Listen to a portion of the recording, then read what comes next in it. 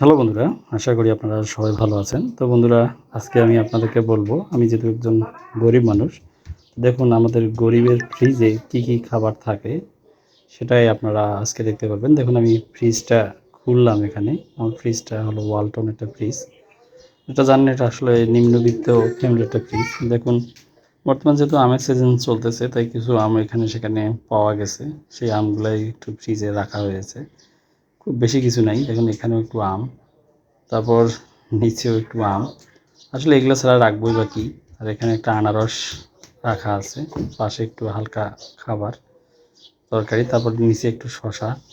আসলে গরিবদের ফ্রিজে যা থাকে আর কি। আপনারা এই ভিডিওটি দেখলে মোটামুটি বুঝতে পারবেন যে একজন নিম্নবিত্ত ফ্যামিলির ফ্রিজে আসলে এর থেকে আর কী থাকতে পারে। তারপর দেখুন ওপরটা খুলতেছি, এখানে একটু হালকা মাংস টাংস ছিল আর কি, হালকা একটু ইয়ে আছে আর কি, তেমন কিছু নাই আসলে বলার মতো। যা আছে আর কি, চলতেছে টেনে টুনে আর কি, ঠিক সেরকমই কিছু জিনিস এখানে আছে, তেমন কিছু নাই। আর ফ্রিজের উপরে দেখুন এগুলা রাখছি আর কি। তো এটাই আসলে একজন গরিব মানুষের ফ্রিজে আসলে এগুলাই থাকে, যেগুলো আপনারা দেখতে পাচ্ছেন। এর বেশি কিছু থাকা সম্ভব না।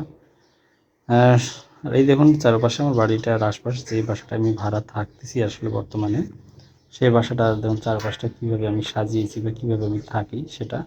এবং পরবর্তীতে আমি আরেকটা ভিডিও দেখাবো আপনাদেরকে আসলে আমি কী কী জিনিস নিয়ে থাকি এবং কী কী জিনিস এখানে থাকে, সেগুলোই এখানে আপনাদেরকে কিন্তু আমি আপনাদেরকে একটার পর একটা দেখাবো। ঠিক আছে, ধন্যবাদ।